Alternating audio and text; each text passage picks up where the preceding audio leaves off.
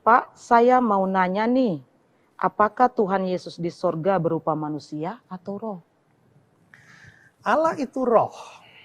Yang namanya roh itu kan tidak bertubuh. Ya. Kalau Alkitab mengatakan bahwa tangan Allah, mata Allah, kaki Allah, itu namanya bahasa antropomorfis. Ya. Allah digambarkan seolah-olah dia sebagai manusia. Tapi Allah itu roh, Yohanes 4 ayat 24, berarti dia tidak bertubuh. Maka Yesus itu sebelum datang ke dalam dunia itu dia tidak punya tubuh. Dia roh. Nah, tapi pada waktu Natal itu dia datang sebagai manusia, inkarnasi itu, dia mengambil hakikat manusia, termasuk tubuh manusia. Maka Yesus mempunyai tubuh. Karena itulah Yesus bisa dipegang, bisa diraba, bisa dilihat, karena dia mempunyai tubuh. Setelah itu Yesus mati, disalib, lalu bangkit. Pada waktu Yesus bangkit itu, Yesus yang bangkit itu, dia bangkit masih mengenakan tubuh. Dia masih mengenakan tubuh sehingga dia bisa bilang pada Thomas, mari, cucukkan jarimu. Dia bisa dilihat, dia bisa disentuh, dia bisa makan. Makan ikan goreng sebagai bukti bahwa dia hidup. Murid-murid takut, lalu dia bilang, aku ini bukan hantu. Ya, hantu itu tidak ada tulang dan darahnya seperti yang kamu lihat padaku. Berarti Yesus setelah bangkit itu mempunyai tubuh. Tapi tubuhnya itu kelihatannya sudah tubuh, tidak tubuh seperti ini. Sudah tubuh kelas atas. Tubuh kebangkitan. Makanya begitu murid-murid ada dalam ruangan tertutup, set, dia muncul. Damai sejahtera bagi kamu. Habis bicara, set, hilang. Ini tubuh bisa tembus tembok ini. Nanti kalau kita lihat di Filipi 3 ayat 21 itu dia bilang bahwa nanti satu saat nanti Kristus itu akan mengubah tubuh kita yang hina ini untuk serupa dengan tubuhnya yang mulia. Ya. Nah, ketika Yesus terangkat ke surga, apakah Yesus sudah membuang tubuhnya atau masih mengenakan tubuhnya? Kelihatannya masih. Dengan tubuh yang tentu saja, tubuh kebangkitan itu.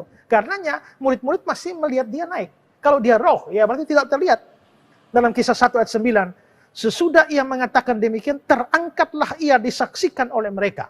Dan awan menutupnya dari pandangan mereka. Yesus yang terangkat ke surga masih terlihat.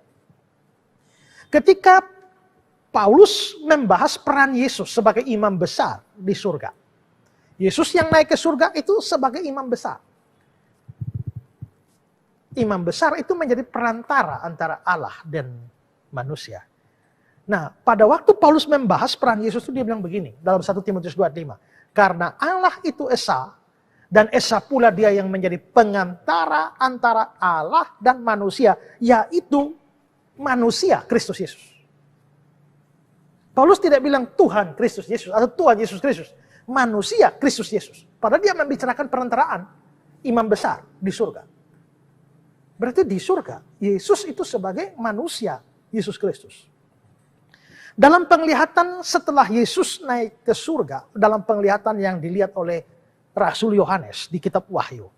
Wahyu 1 ayat 13. Dan di tengah-tengah kaki dia itu ada seorang serupa anak manusia. Wahyu 14 ayat 14. Ya. Dan di atas awan itu duduk seorang seperti anak manusia. Jadi ternyata Yesus di surga pun masih nampak sebagai seorang manusia. Kalau begitu, apakah Yesus di surga nampak sebagai roh atau sebagai manusia? Yesus dulunya roh. Dia datang ke dunia menjadi manusia sejati. Allah dan manusia sejati dengan punya tubuh. Dia kembali ke surga dengan mengenakan tubuh yang telah dimuliakan. Atau tubuh kebangkitan. Dan dia buah sulung. Kita menyusul. Maka nanti pada hari kebangkitan saat Yesus datang kembali kita bangkit. Kita pun akan mengenakan tubuh yang baru.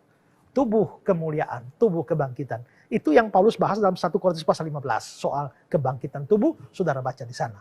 Maka kita di surga pun nanti, setelah sekarang yang tadi saya bilang kan, sekarang masuk surga itu cuma jiwanya, rohnya, tubuhnya belum.